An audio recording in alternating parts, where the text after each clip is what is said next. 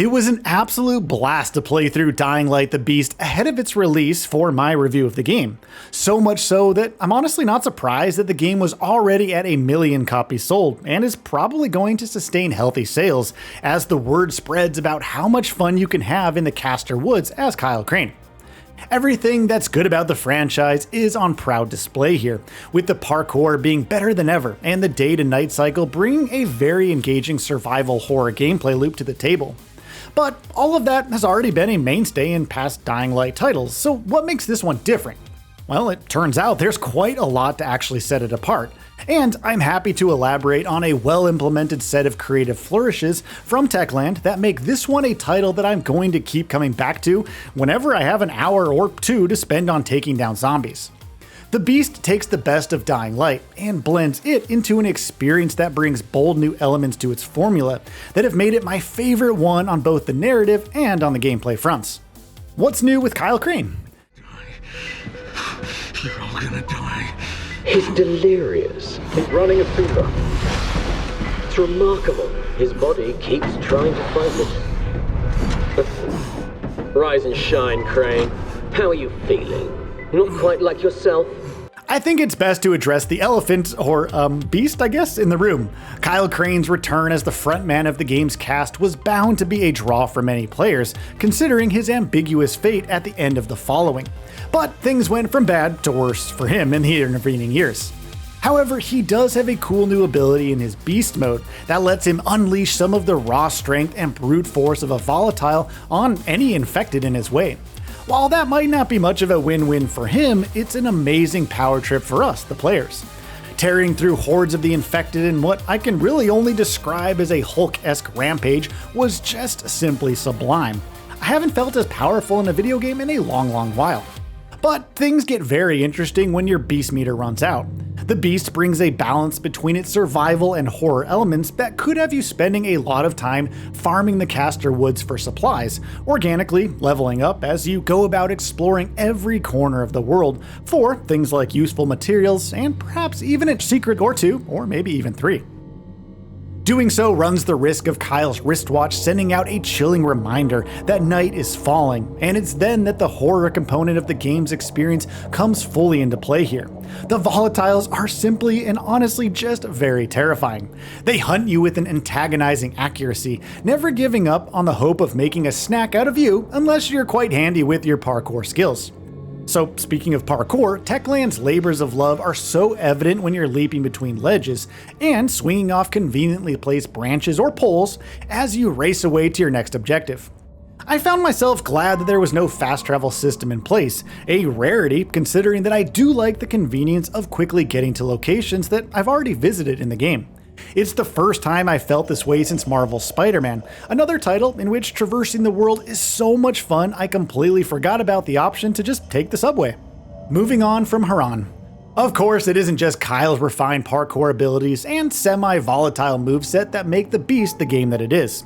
Its combat system is brilliant once you find a weapon that fits your playstyle, while the infected pose enough of a threat to warrant a bit of practice and grinding for skill points on my part at least.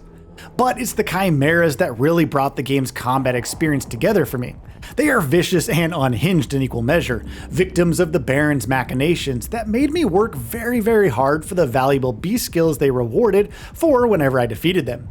The other enemy types were also quite solid, with the goons being particularly bothersome as it took me a while to actually fall into the pattern of dodging to the side when they attacked me. It certainly didn't help that they did quite a bit of damage on each and every hit. The Castor Woods are an excellent staging ground for Techland's ambitious attempt at a new Dying Light game that felt familiar yet fresh at every single turn. It's quite unusual for me to find myself staring at a game's map wondering what I would like to do next, as I'm usually pretty darn decisive in the actions I'd like to take in a game and the content I'm going to tackle. For instance, I explored a Dark Zone, a region of the map infested with enemies, hoping to at least get my hands on the supplies I needed to craft a bow early on in the game. I'd originally planned to grab those supplies and make my way to a convoy that would hopefully yield some ammo for my guns. However, clearing the Dark Zone out took way longer than I thought, and night soon fell as I was on my way to the convoy. A volatile happened to spot me, and with no ammo for my guns and my beast meter running on fumes, I had to just leg it and get the heck out of there. When the dawn eventually came, I was far away from both my next story objective and the convoy I'd actually planned to raid. I ended up spending the next couple of hours tackling an entirely new batch of content, a testament to how Techland has structured its world to encourage players to visit as much of it as they can during their time with the Beast. So at this point, I've only talked about the stuff we knew before the game was actually released, and there's a reason for that, but it's what I found post-release that truly sums up why the Beast is right at the top of the Dying Light franchise for me, and among the genre's finest titles. Let's take a look at why I believe the Castor Woods will continue to be a brilliant tourist spot for players curious to see what they have to offer. If you're still playing through the game and don't want to have its story spoiled for you, which I totally understand, I'd suggest coming back to this section once you've rolled the credits on the game. There are some major spoilers ahead, so yeah, you've been warned. Making things personal. We knew that Kyle was making a comeback to the game, but I'd also guessed that Aiden would be a part of it in some form, and man, it felt good to be right here. It isn't ironic in the slightest that it was the Baron who brought the two protagonists together, and it's the reason that they're probably going to work together in whatever the next title is. The story in Dying Light is at its finest here, full of twists and turns, while making things so much more dark and personal for Kyle this time around. It also works as the perfect vehicle for Techland's new addition, like the aforementioned Beast Mode, giving each mechanic a narrative framework that made developing Crane's newfound abilities make sense here. The Baron served as the perfect antagonist, calm and collected in the face of a very vehement group opposed to him, always convinced he had the upper hand, and even choosing to take all the power he was harnessing for himself when Kyle finally confronts him. Bringing Aiden back into the fold is a creative choice that works really well, considering just how enticing the road to discovering his identity was. I won't forget tracking him in the dead of night, carefully retracing his path over the rooftops in a hurry after all. But memorable reveals aside, Kyle did need a kindred spirit, someone who suffered the same pain he did at the hands of the Baron. And Aiden's own journey to get to the Castor Woods is something that could be further touched upon in the inevitable sequel. If you noticed I said inevitable and wondered why I said that, you probably haven't got to the game's ending yet. I'd ask you to come back once you have, like I said before. Kyle's decision to finally turn his attention to the root cause of the THV catastrophe is nothing short of a masterstroke here, and it's made me quite impatient, to be honest, for news of what Techland is planning next for this franchise. Overall, the story in The Beast ties in very well with other elements to present players with an experience that makes a very compelling survival horror game. It's deliciously immersive, and despite the bleakness of this world, it's a game that can be very hard to put down. It's no wonder then that The Beast has drawn so many gamers to the Castor Woods, when you consider just how solid the experience it offers really is.